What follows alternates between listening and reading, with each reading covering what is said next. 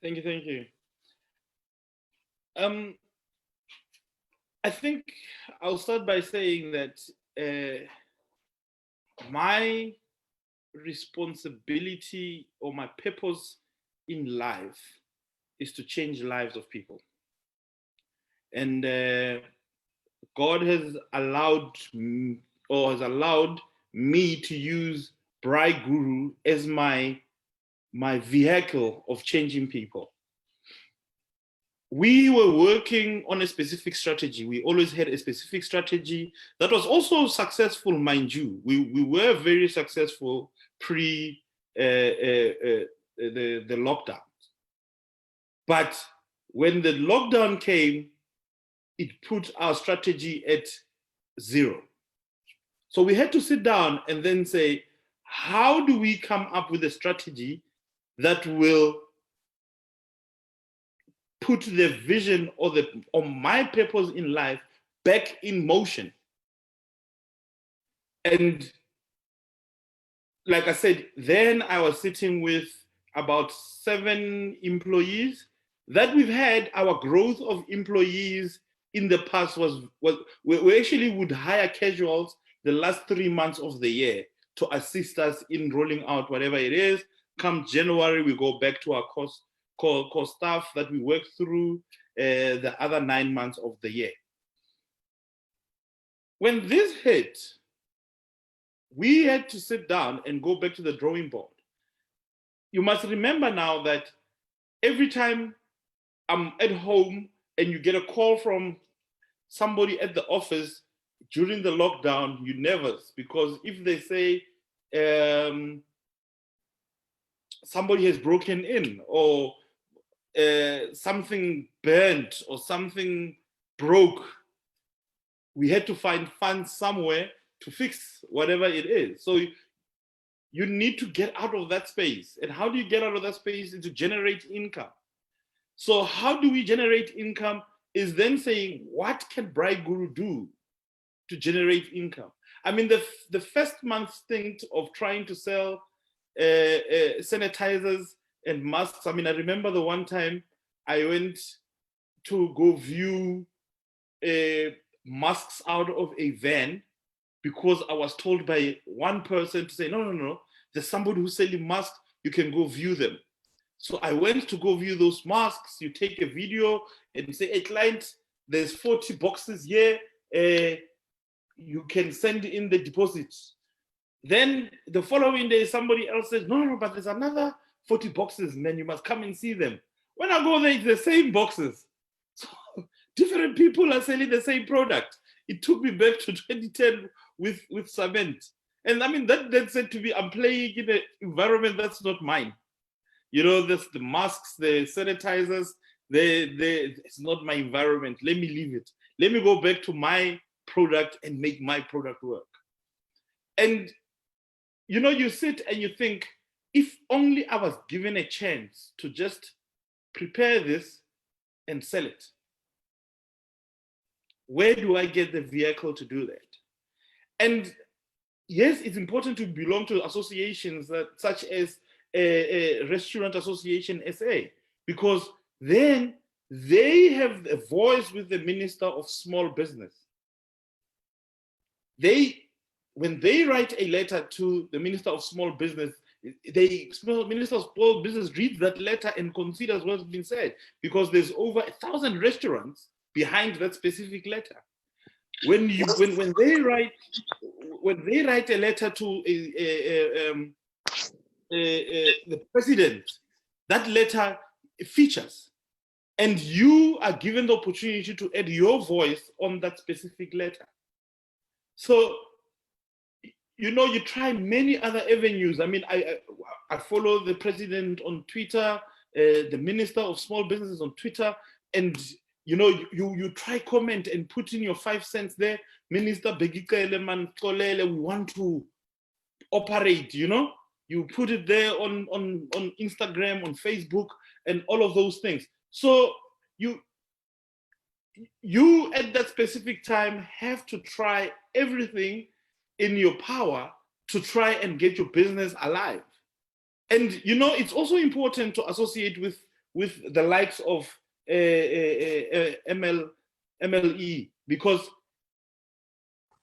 I mean, there was a number of messages that were posted by different members that were also encouraging, that were also looking at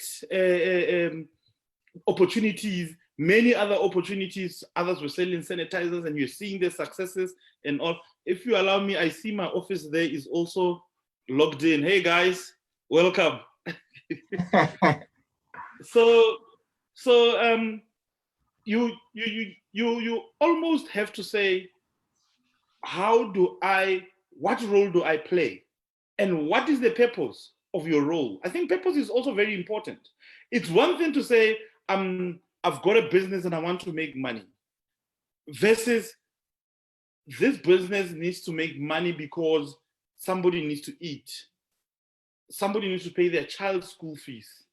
So is your business valuable? There was a very funny video that was posted, and I think it was also actually posted on this very group, where a young lady was proud that she's an essential worker and works for ShopRite, and she was slapping the logo of ShopRite.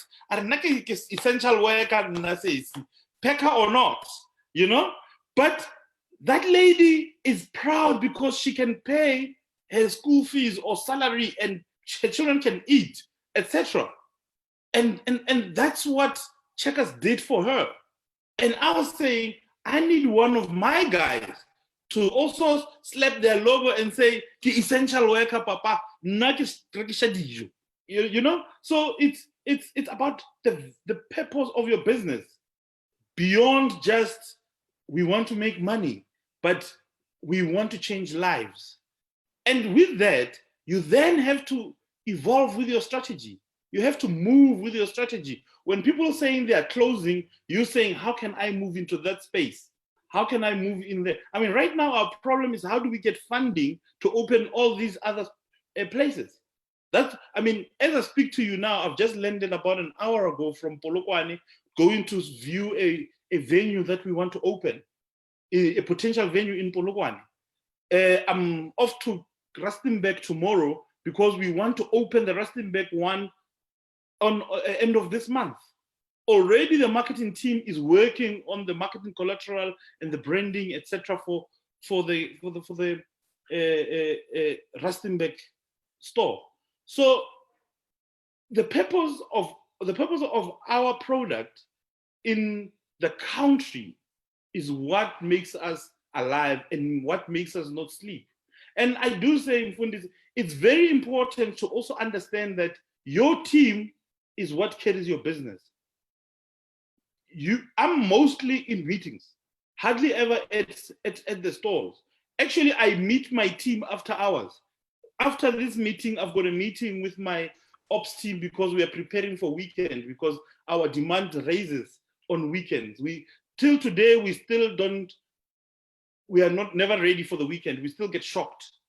So we're still learning on how to accommodate our weekends. So when I'm at meetings and strategic meetings, meeting with associations, sitting as a panelist, somebody must be preparing food. Food should be going to our clients. Marketing must happen. You need to rely on your team. The strong team is what makes the business. I mean, as a business owner, there are days where I am depressed, maybe because things are not moving as fast as you'd like them to be, or maybe you realize that you are making a lot of mistakes. You're not meeting your customer demands, and that can cost you a whole lot. And that's when you need that staff member that says, it's okay, we're doing our best.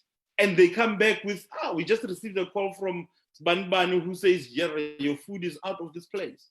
So, you know, you need that team that works with you to ensure that you can deliver the product the way you want to deliver it. They must buy into the strategy, must buy into the product, etc. I hope I managed to answer your questions.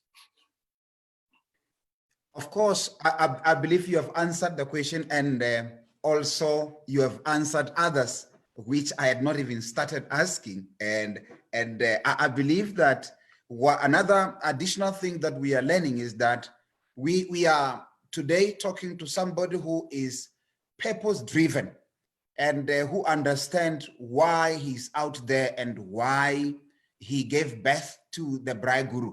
And that is why he can be able to multiply himself through his team and get them to be doing things when he's out there looking for new opportunities. And because they say that he says that he cannot do such a successful business in Gauteng and not do it in Polokwane. So that is why they are making sure that even his people have a taste of what Gauteng is enjoying. But, you know, because of time, I want to take in some questions. And, you know, we are really trying to respect time so that we get used to the 6 p.m. when we say we start in 7, if it's an hour, and that's when we close. But I want to take this question by our chairperson, Mr. Tulani Mabena, who said, his question says, what is your take on business in Midrand and South Africa with regards to participation of small businesses? And I believe you are the right person to answer, because you are still right here in the small business category.